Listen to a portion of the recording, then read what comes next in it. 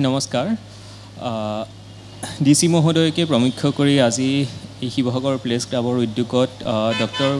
ভূপেন হাজৰিকাৰ যি জন্ম শতবাৰ্ষিকীৰ এই অনুষ্ঠান উদযাপন কৰিবৰ কাৰণে আমি সকলো উপস্থিত হৈছোঁ তাৰ বাবে মই সকলোকে অভিনন্দন জ্ঞাপন কৰিছোঁ ডক্টৰ ভূপেন হাজৰিকাৰ বিষয়ে মানে তেখেতৰ দৰে এজন মহান ব্যক্তিৰ যি অৱদান আছে গোটেই অসমীয়া সমাজৰ কাৰণে সেইখিনি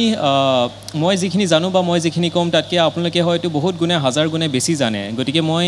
তেখেতৰ অৱদানৰ বিষয়ে কৈ পেলাই একো অন্ত নাপাওঁ বাট তথাপিও এটা কথা মই চাব লাগিব আমি সকলোৱে চাব লাগিব তেখেত অকল যে এজন গায়ক বা এজন গীতিকাৰ আছিল বা তেনেকুৱা নহয় এজন সাংস্কৃতিক ব্যক্তি আছিল তেখেতৰ প্ৰত্যেকটো ৰচনা প্ৰত্যেকটো গীত মানে প্ৰত্যেকটো লাইন প্ৰত্যেকটো শাৰী প্ৰত্যেকটো শব্দৰ পিছত এটা ইমান গধুৰ মানে অৰ্থ থাকে ইমান গধুৰ মিনিং এটা থাকে যিখিনি আমি যদি ভাবি চাওঁ বা তেখেতে যি সময়ত তেখেতৰ প্ৰাইম অৱস্থাত যিটো প্ৰাইম কালত এই গীত পৰিৱেশন কৰিছিল হয়তো গাৰ নোম শিয়ৰি গৈছিল যিসকল অডিয়েন্সে সেই সময়ত উপভোগ কৰিবলৈ পাইছিল মই পাৰ্চনেলি নাপালোঁ সেই সৌভাগ্য কিন্তু সৰু থাকোঁতে মোৰ দেউতা বহুত ডাঙৰ ফেন আছিল বুলি কওঁ আজিকালি যি শব্দটো ফেন বুলি কয় মানে আজিৰ প্ৰজন্মৰ বহুত ডাঙৰ ফেন আছিল তেওঁ প্ৰফেশ্যন হিচাপেতো ইঞ্জিনিয়াৰ আছিল দেউতা কিন্তু ডক্টৰ ভূপেন হাজৰিকা এটা টাইমত হয়তো যলৈকে গৈছিল তেওঁ পিছে তালৈকে দৌৰিছিল তালৈ কেতিয়াবা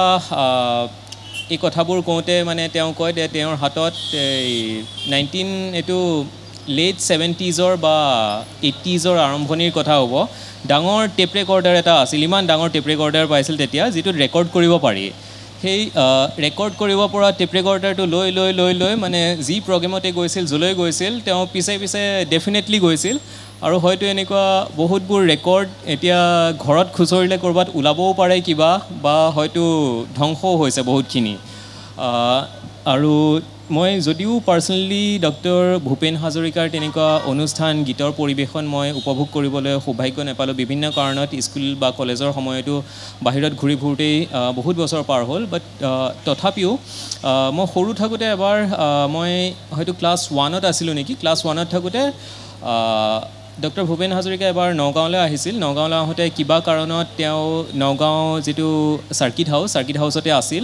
আৰু চাৰ্কিট হাউচৰ থকাৰ সময়ত মোৰ দেউতা সেই তেতিয়া চাৰ্কিট হাউচৰ জাষ্ট বেক চাইডে কোৱাৰ্টাৰ এটাত আমি আছিলোঁ সেই কোৱাৰ্টাৰটোত থাকোঁতে মানে দেউতাৰ লগত কিবা এটা ৰিলেশ্যন এটা ভাল আছিল তেওঁ গৈ চাৰ্কিট হাউচত দেখা কৰিলে দেখা কৰাৰ পিছত মোক মানে সৰু ল'ৰাটো আছে বুলি চিনাকি কৰাওঁ বুলি লৈ গ'ল একো মোৰ মনত নাই কি কথা পাতিছিলোঁ কি নেপাতিছিলোঁ খালি মোৰ মনত আছে যে তেওঁ এবাৰ মূৰত হাত ফুৰাই দুটামান কথা সুধিছিল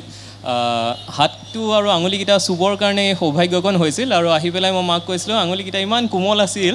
মানে সেই কথাটো মোৰ এতিয়াও মনত আছে কিন্তু বাকী কি কথা পাতিছিলোঁ মোৰ একো মনত নাই গতিকে সেইকণ সৌভাগ্য মোৰ আছে এই মহান ব্যক্তিজনক মই এবাৰ চুই চাব পাৰিছিলোঁ জীৱনত সেইটো হয়তো গোটেই জীৱন মনত ৰ'ব আৰু আজি এই নিউজ চেনেল এটা চাই থাকোঁতে মই